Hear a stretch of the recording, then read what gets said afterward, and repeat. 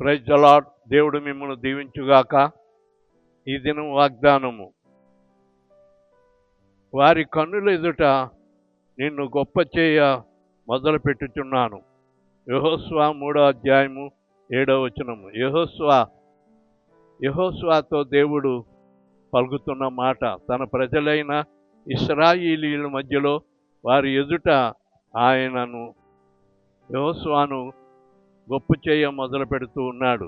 కనుక నీ పనుల్లోనూ, నీ ఉద్యోగంలోనూ, వ్యాపారంలోనూ, నీ ప్రయత్నములన్నిటిలో కూడా దేవుడు నిన్ను గొప్ప చేయ మొదలు పెట్టుచూ ఉన్నాడు. దేవుడి వాగ్దానము నిన్ను నీ వెనికిడిలో ఆశీర్వదించుగాక.